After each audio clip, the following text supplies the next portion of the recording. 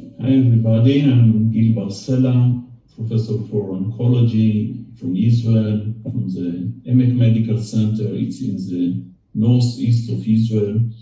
My topic will be the use of cannabis during immunotherapy. Do we really know what we are doing? And of course, I'm very happy to take part in this conference, and thank you for inviting me. Those are my disclosures. So in the last decade, at least, we have both things coming together, the use of cannabis by many patients during treatments, during oncology treatments, and of course, the interest of the immunotherapy to almost any kind of cancer disease. So if we are taking both directions, we should know that patients are doing it, taking it together, and of course we need to know what we are doing. So if we are just take a look on the several publications that were published in different aspects of diseases, we see that there is improvement of autoimmune diseases by using cannabis. Of course, it doesn't mean that it's inside the mechanism of the disease, but it may be. We can see a better progression or better improvement of symptoms in inflammatory bowel disease. In graft versus host disease, there are not many, but some studies, not just one, that showed really improvement even if you started earlier in the treatment. And also in multiple sclerosis, we're all familiar with it, but also in diabetic type 1 in a study with animals. So it's a different aspect, but it can say that it's influenced the autoimmune response of the body, and it may interfere with the immunotherapy. We're all familiar with the complexity of the immune system and the immune response to immunotherapy. We know that we have some activators and some inhibitors in a different T cells and different cells in the tissue. So it's really hard to understand the mechanism of immunotherapy. But at the end, we have the end results of the response rate of the patients. So we need to keep it in mind and try to understand it, but we need first to get the answers what's happened. So the first observational study was actually a retrospective analysis of patients who took nivolumab on a different cancer diagnosis. And we just looked back what's happened with them. It was published in 2019, but we first reported in 2017 in ESMO, where we saw that the response rate was very low if patient had background cannabis when they started immunotherapy. We separate the groups for lung cancer and non-lung cancer, that's mainly melanoma and renal cell carcinoma. We know that in melanoma, it's in the first line. In those years, nivolumab was second or third line in the lung cancer. But anyway, the cannabis users had lower response rate, also in lung cancer, but also, of course, in melanoma and renal cell carcinoma. And if we took out those patients who died 2 months after starting immunotherapy, because we know that those patients are not responding, so the gap just became larger. So I think it's really something that we should be aware of it. In this study, we didn't find correlation to survival or progression-free survival. There was a difference in survival for 1 month in the median, but of course the groups are too small for such a study, and retrospectively we have a lot of things that influenced. Mainly it was brain metastasis, the performance status, and so on. Very basic characteristic. So in the second study, we tried to collect the data prospectively, but also add some direction of mechanism. We want to go deeper into the endocannabinoid system. We thought that it may be the one that influences the immune system.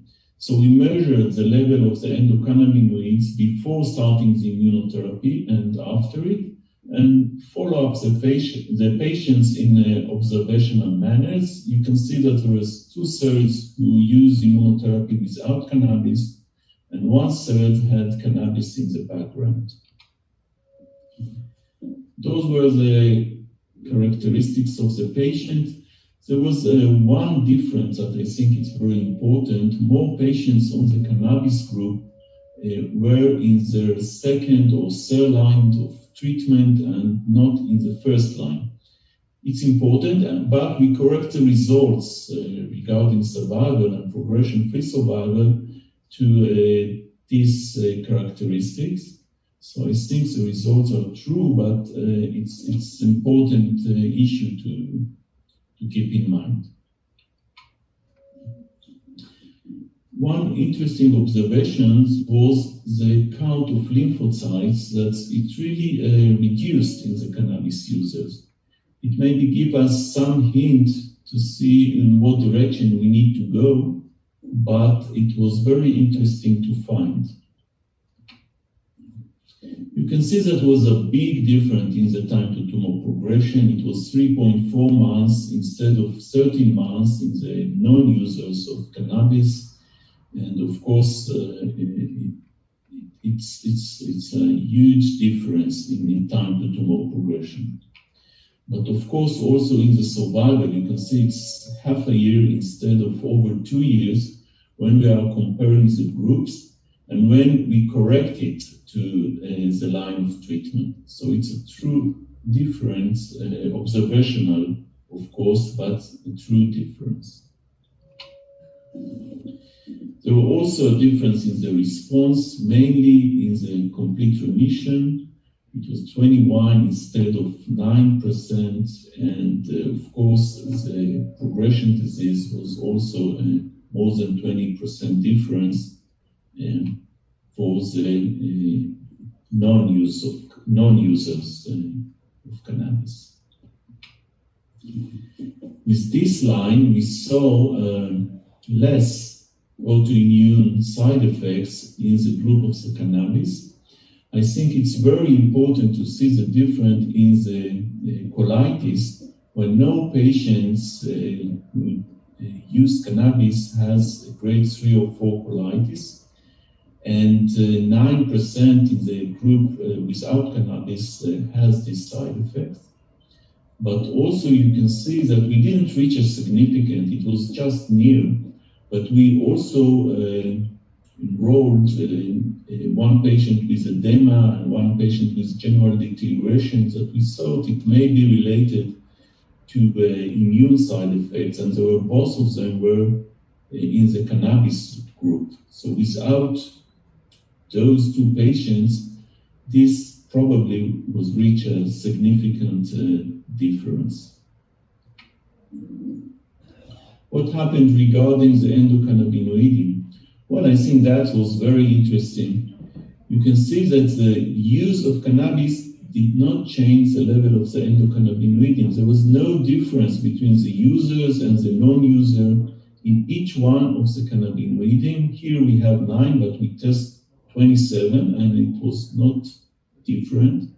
What really changed the level of the endocannabinoid was the use of immunotherapy.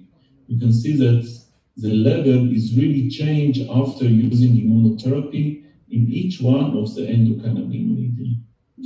And what we further found that 4 cannabinoids influence the survival, reduction of 3 of them, those specific endocannabinoid, were with better survival. And this one was elevated and had a positive prognostic value. So we can build some kind of prognosis index while using the endocannabinoid system. Of course, it's just a beginning of a direction to be that need to be deeper in other studies that we are doing right now, but I think it's very important to be aware of those differences. So what we had in this study, we saw that there was a reduction on the immune adverse event by using cannabis in the background. We saw that the use of cannabis really caused short of survival and decrease in time to tumor progression. And we find that not the cannabinoids influence the endocannabinoids level in the body, but the immunotherapy itself cause different in those endocannabinoids. And the difference in the overall survival and time to tumor progression is actually hazard ratio around 2 for both of them, and of course with the adjustment to the line of treatment.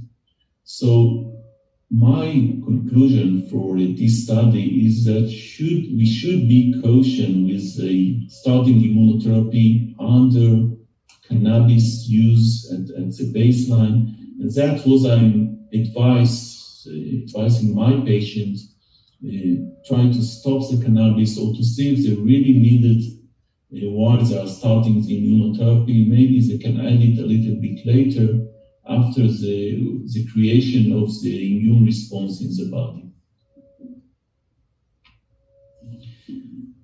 Does we surprised with those results? Well, if we go back 35 years ago to the studies that were done when cannabis was used for HIV patients to reduce the side effects of the treatments back in the 80s, we can see that the THC really suppressed cytotoxic T cells. And along the years, we have other studies that showing the same, actually also for the CBD. So we should not be so surprised that use of cannabis influence the results of the immunotherapy. So what we are doing now, we are now going deeper into the mechanism, trying to understand what actually happened when those two modalities of cannabis and immunotherapy are combined.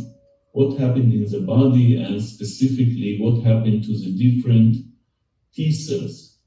So we are taking blood samples from patients who are on chemotherapy or immunotherapy and starting a cannabis before they are starting the treatment and after they are using cannabis in several points, and see what happens to the T cell population. We think that we will find differences between the groups, because every patient is analyzing his own results. So the difference will be very specific, and we don't need very huge groups of patients. And I think we find differences when we are starting cannabis on chemotherapy or on immunotherapy. Of course, we still don't have those results. So thank you very much for the opportunity to give this topic, and hope to you find it interesting, and of course it is open to discussion in the coming minutes. Yes, thank you. So now we'd like to ask all the speakers to turn on your cameras and unmute yourselves so we can have our panel presentation. And I want to thank everyone for giving outstanding presentations. We're certainly looking forward to having a lively discussion. We have several questions that have come through. And I believe Donald is going to start off with a few questions for the speakers. Yeah, first of all, thank you, Gil, for that excellent presentation and for all the work Israel and colleagues have done advancing the field for us. My question with regards to the study, as we know, PDL1 status is a great predictor of outcome. And my concern about the data that we just saw was, as you point out, the statistically significant difference between those patients who are receiving immunotherapy as first line versus second or third. And my concern is that PDL1 status or the line of therapy, or in fact, even though it wasn't statistically significant, the amount of liver metastases being 67% versus 19% may have been confounders in this data. And it's important to know because this for me has been practice changing, as we say in oncology. I inform all of my patients on immunotherapy about these results and caution them about the use, but I wonder if there are other confounders. Of course, there are confounders, as you mentioned, and well, we know that there are people with more advanced disease are reaching the cannabis in larger groups than in the first line, and it's by itself is a confounder. I think we can see also the differences in the response rates that are in two studies, in the retrospective and also in the prospective, and also the reduce of the side effects by using immunotherapy underlying cannabis.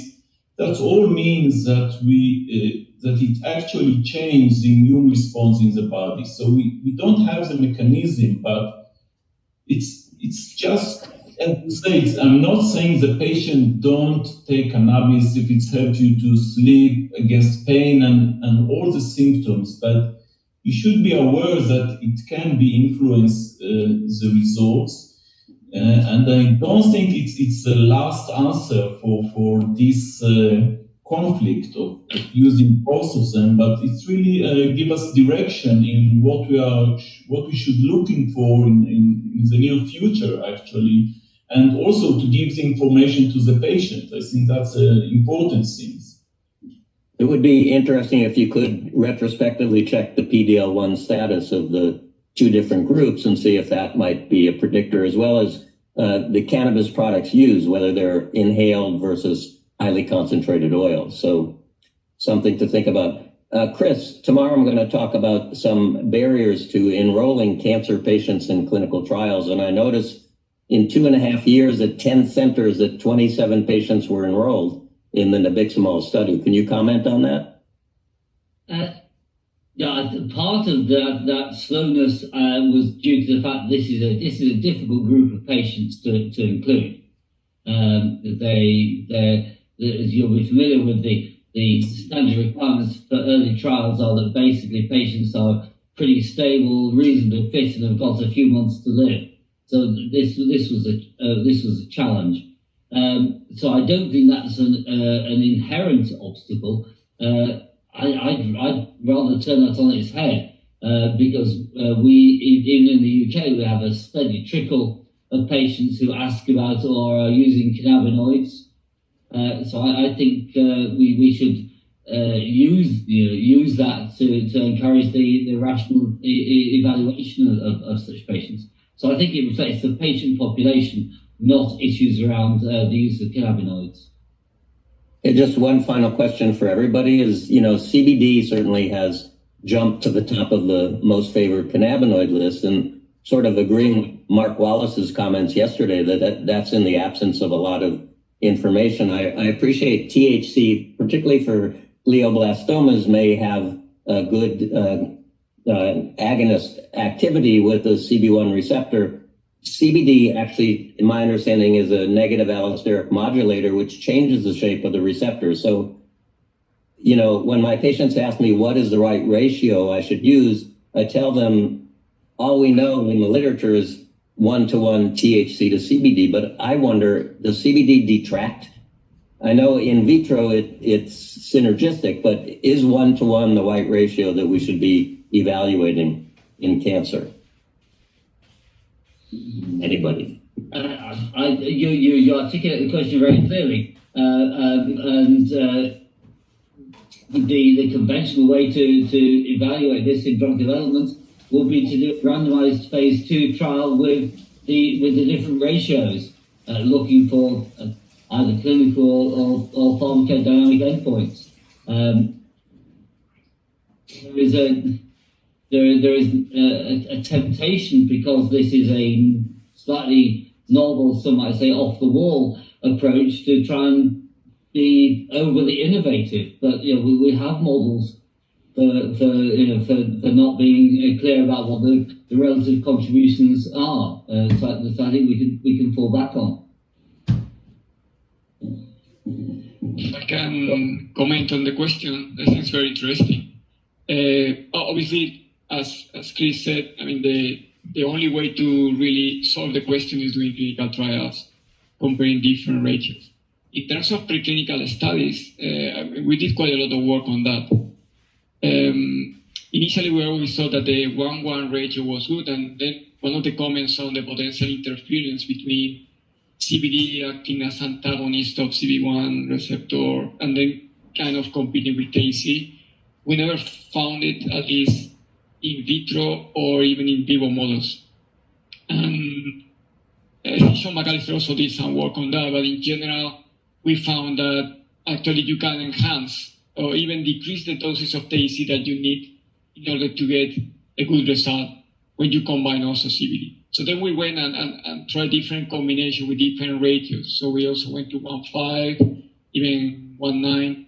And in general, at least in glioma models, including in vivo models, we found a good response, even increasing CBD if we kept at least minimum dose of TAC that was active.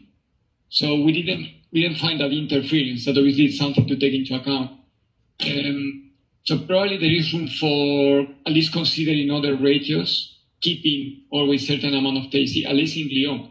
The other tumor types may require different ratios. But obviously, one of the key points here is we need to do more trials, because that's the only way of really solving the question. Because we can do preclinical work, but at the end, the only way of answering the question of it really matters for patients is doing larger studies and maybe doing comparisons. And that's critical, I think.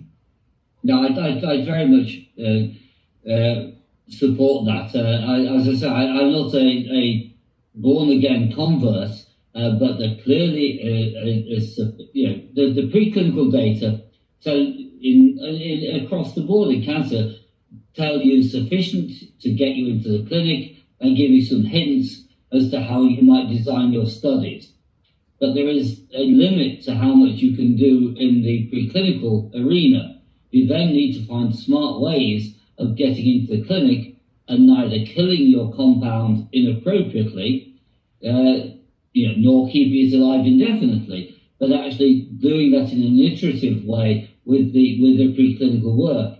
And for me, I don't in any way view our study as definitive. What I do think is, if I'd looked back 5 years ago, what would I have been happy with? I'd have been happy with what we've seen. That suggests, that gives me a rationale for us to look into this in more detail. And it is, and you guys are the experts, so I think this is the first randomized comparison. I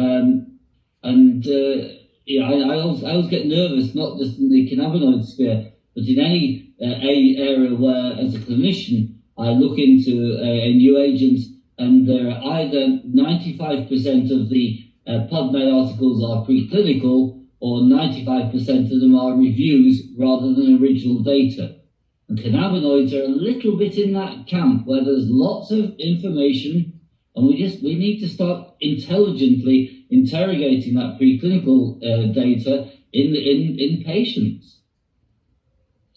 I just want to add, it's not answer your question, Donald, but we just published a paper 3 or 4 weeks ago concerning the symptom control, because now in Israel we have to prescribe the levels of THC and CBD in the different cannabis. So we saw less symptom control with the combination equally of THC and CBD. It was less effective regarding the control of cancer symptoms or treatment-related symptoms. And we have a better response regarding the patient's report in CBD high levels, and the THC more, it helps the sleep disturbance and not the other symptoms. So I don't know regarding the cancer control itself, but symptom controls, the equal amount of CBD and THC was less effective according to several hundred of patients who report us the result. Yeah, that's supported by the large relief study that I mentioned in my presentation 2 days ago. Yeah, THC is what works. Well, the question is, we're focusing on CBD. Maybe it's CBN or THCV or, CBG, or maybe it's the whole plant. I don't know. Yeah. Jeff, we have other questions? You're on mute, Jeff. You're on mute. Thank you. Yeah. We do have some other questions. We can stay a little bit on that same theme, though, for Dr. Barcella. One of the questions about the amount of cannabis usage that is being reported in your study. Do you have a quantification among the users of how much they're using, and for what situations and what conditions that they're using it for palliative care, or what kind of product amount and for what purpose? Well, the amount was 30 grams, 30 to 40, but the median was 30 grams each month. And in the years that we follow the patient, well, we still don't have the exact prescription in Israel. It was still free. So a patient's changed what they took every month, mostly, and there was no use to collect the data because the difference was so big. In the patients, each patient try different things in different months, so it was not without value. We could not report it systematically to get to any conclusion.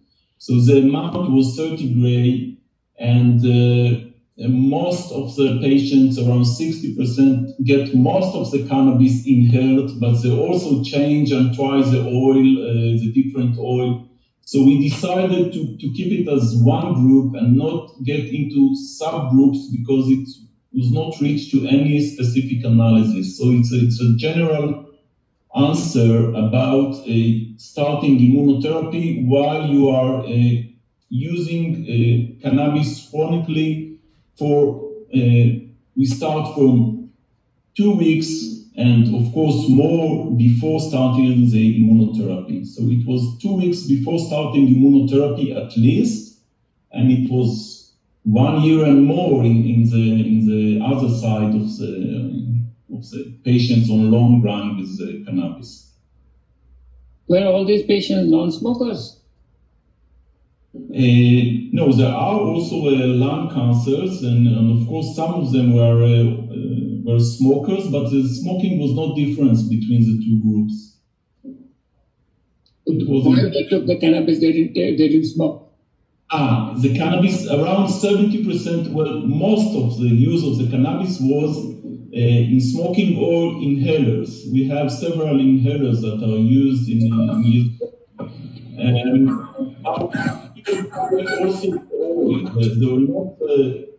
Also in 2018, 2019, patients can change what they are taking every month. It was not, the prescription was just the amount of the cannabis, and it was controlled only by the patients. So it's really changed for one patient to another every 1 or 2 months. Okay. Here's a question for Dr. Ganju. The question is, are there any interactions relative to, are there any known interactions relative to cancer from different substances acting on different GPCRs, such as capsaicin relative to the cannabinoids? What was the question? Yeah, it's about interactions between other substances that act on the GPCRs. And they're specifically, they're asking about capsaicin. Is there any known interaction between capsaicin and cannabinoids through that system? I don't know that. I don't know whether there are any drug interactions. We haven't done those studies with other GPCR compounds. As a general comment, as a clinician, I'd just say, without wanting to trivialize interactions, give us something that's in a phase 2 trial work or a phase 3 trial, and we'll work with the interactions, if you like. Cancer chemotherapy has a long history of drugs that work that are difficult to use, and then we spend 5 years, 10 years learning how to deliver them safely to patients. It shows it works first, and then we'll live with it. Yeah, exactly. In these days of personalized cancer care, does anybody think that it would be worthwhile to routinely look for CB1 and CB2 receptors on patients' tumors to see if we can get a better understanding of how that correlates with outcomes, perhaps in use of cannabis, hormone? Yeah, no, I mean, following on what you are saying, but also what Chris was mentioning, I think it's definitely very important to understand very well. And if we consider any anti-cancer agent, there are always patients that develop resistances. There are always patients that are more or less sensitive. If we take the example, for instance, immunotherapy is revolutionizing cancer therapies, but if one looks at the data, only 20-30% of the patients with metastatic melanoma or with lung cancer are responding to the therapy. So actually, even if it's really a complete change in the therapy, still there are a lot of patients that are not responding. And there's probably a molecular reason that explains if there are, in the case of immunotherapy, maybe enhanced mutations or not. So I think for cannabinoids, it's the same thing. Probably there would be reasons that explain why some patients could be or not responding. Obviously, we need to demonstrate it, but there are probably patients that are responding very well, some others that are not. And I think we need probably to investigate not only cannabinoid receptors, but any other potential markers. I think from the clinical trials, we will not only learn about the effectivity of cannabinoids, but we also learn which patients are responding better or worse, what are the molecular characteristics associated. So I think we need to take advantage of these trials when they take place to extract the maximum possible information, because that could lead us also to understand better what's going on. So I really, that would be interesting, just specifically looking at cannabinoid receptors are relatively easy. I think we have to go beyond that point if we want to really understand better. I agree. I think these receptors can be used as biomarkers, as our data definitely suggests in case of breast cancer, the CP2 receptor, the patient that show higher expression of CP2 receptor, they have a better survival. And those patients could be used for personalized treatment using cannabinoids, especially synthetic cannabinoids, which are specific for CP2. And in case of TNBC, we have shown that it highly expresses TRPV2. Again, cannabidiol has been shown to bind to TRPV2, activate TRPV2. And those patients could be used also for, used for developing these combination therapies. That's what I showed in my data, that if you use combination of doxorubicin with cannabidiol, that may have much better effect using doxorubicin alone, or actually using much lower concentration of doxorubicin that will also reduce toxicity associated with these chemotherapy, because chemotherapy drugs are mostly toxic. And if you can reduce their concentration but increase their efficacy, you can have much better effects. Therefore, again, looking for those receptors and then trying to see those patients will be more, these drugs will have more effect or more effective against those patients.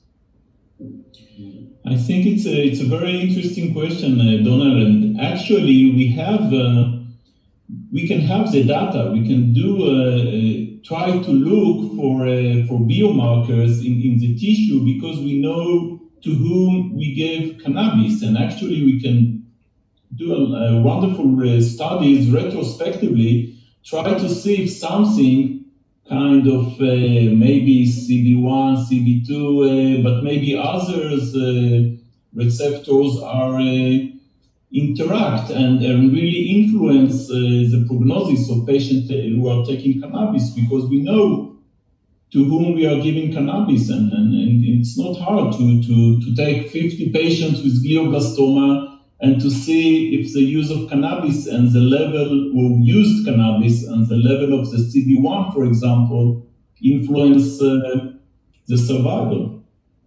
It's interesting, and it's not very hard to do. I think those can be hypothesis generating, but they carry inherent biases in terms of being seen as definitive. But certainly they can help point us in certain directions. Okay, I think we'll do a few more questions. I know we're at 2:45, but since we do still have some more questions here. One is for Dr. Twelves about the side effects that were noted in your study. That the question is, it seems paradoxical that cannabis is, well, the way it's normally administered is associated with the relief of chemotherapy-induced nausea and vomiting. But you saw higher amounts of nausea and vomiting in your cannabis patients. If you have any thoughts about what's the reason for that? No, it's an interesting perspective. Not one that I have myself, or had myself. I guess as a I was going to say elderly, but as an established researcher, you don't usually get anything for nothing in cancer research. So if it's unusual for you to get extra biological activity without it being at some kind of price, and the challenge usually for us is to make that price manageable and acceptable. And we did have patients drop out of the study because of toxicity. These were patients in a difficult place with multiple other problems, so that very subjectively, this didn't feel to me like something that was unduly toxic or difficult to manage.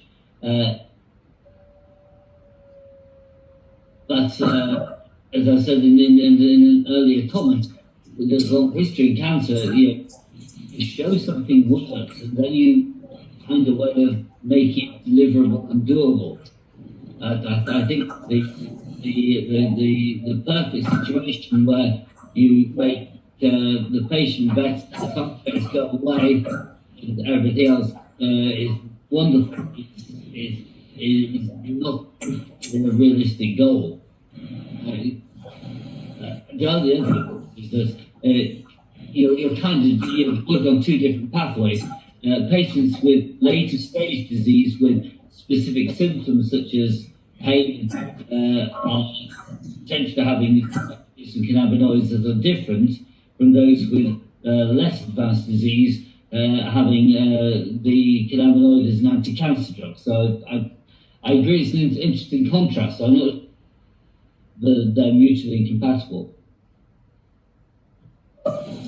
Okay, so then I think as a final question, if I could just ask each of the speakers just to give maybe one comment about an obstacle to research that you encountered that you think more effort needs to be made to push through, or a specific opportunity that you see for future research that you think needs to be that we need to jump on to move the field forward. So maybe go in the sequence of the presentations. however, so I guess that's Guillermo first. Well, obviously, it's a good question. I think that definitely we need to, everything needs to, if possible, get associated to clinical studies, because in terms of solving the problems of the patients and really answer the question of whether this could be useful for the patients or not, we need to run more clinical studies, because probably there is a lot of preclinical research already done, but all in certain tumor types. So it's true that at the preclinical level, probably we have quite a lot of work maybe done on glioma, maybe breast cancer, but definitely there are many potential combinations with different drugs, only in these tumors, but also in many other tumor types. So I think we should definitely go for studies that really determine whether there is a good combination, there are potential toxicities or not, because in terms of even going to a clinical trial where there is a drug combination, at the end you need to see whether there are toxicities or not. And having like a good idea in preclinical models could really help to pursue something specifically, let's say metastatic melanoma that is not responding to therapy, or breast cancer that is metastasizing because it becomes resistant to HER2 inhibitors, that there are always rooms for cannabinoids to be applied in cancer patients, but I think we need to do the preclinical research, particularly in combination with other drugs, that may help to really move in that direction. Obviously, we could do a lot of things mechanistically that are very interesting, but within the patients, I think probably that would be the key step. Great, thanks. Ramesh, that's you next. Yeah, I believe a lot of studies need to be done analyzing the effect of these cannabinoids on the immune system, because some of these receptors, especially CB2, is present mostly on immune cells. And definitely these cannabinoids have effect on the immune system, and not much is known how they modulate the immune system, how they modulate the tumor microenvironment, and whether they could be used to boost the immune response. I know there are some studies they showed that actually the cannabis use can dampen the immune system, but I still believe a lot more studies needs to be done to see how you can use these compounds. You can use the individual compounds. I don't know if you use the whole cannabis and all that, there's a lot more compounds in it. But if you use individual compounds like cannabidiol or like CB2 agonists, JWH, which have showed that it can enhance the immune response, it might have much more better immune like therapeutic effects, or you can combine with other immunotherapeutics, or combining these cannabinoids with other drugs, especially have shown that cannabinoid could be used in combination with chemotherapeutic drugs. It can enhance the efficacy of chemotherapeutic drugs. These combination studies need to be done a lot more. Maybe alone itself it may not be much more effective, but if you combine with other drugs, these cannabinoids may have much better effect. Great, thank you. Chris, obstacles or opportunities? Okay, so before you cut me out, I've been doing this for 40 years and dealing with patients, and this isn't a slam dunk. I've not listened to all your meetings, which I apologise, but the evidence is not greatly, I might say, any more convincing than for a number of targets that we've seen come and go in many years. So I do think, and I've just been looking at the questions, the comments, because I'm a clinical doctor, I want this to work, but that does mean you as a community, we as a community, need to convince not the believers, but the skeptics and those that are hesitant. And the unmet needs are real, but we really need to get into the clinic and test the hypotheses. If there's something in this, it's too important to miss. If there isn't, we need to be looking elsewhere. And I don't think there would be huge I don't see major obstacles to properly design clinical trials evaluating cannabinoids. We need to, at some point in any agent or class of agents, you have to say we're not going to stop the preclinical work, but we kind of say this is the best we've got at the moment, and we test that and we go for it. And I'd encourage us to go down that route, because the need is there. I think the appetite is there from patients. But you have got to bring the community along, because it's not, as I said, I'm done. Thanks. So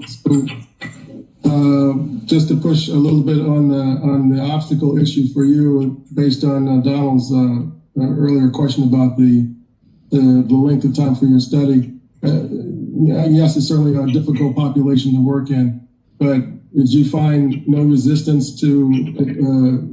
Were there other competing studies that just were more attractive for biologically or scientifically, or what do you? Historically, we don't collectively, as a community, do studies in GBM for the most part, regressively. These patients, patients with brain metastases, who we might also talk about, would be a bigger population, but anyway, that's a different discussion, are specifically excluded from most trials. So, there are a number of issues, but I, as any clinician, I get asked on a weekly basis about cannabinoids.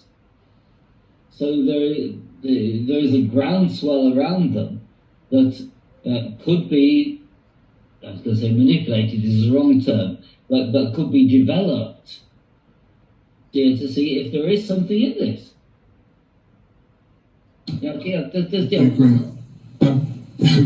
We need things. Agreed. Thanks. So, Gil, you're the last one on this. Just to add, because things were already said, but I think we have a lot of interesting stories from the internet, and I myself, I must say that have few patients who are taking high dose cannabis oil, and some of them respond, but they're more what I see stabilization of the disease without any other oncological drugs. So I think there is something in the cannabis, and mostly in the high doses of cannabis, that really can act clinically as anti-cancer, not just in the laboratory studies.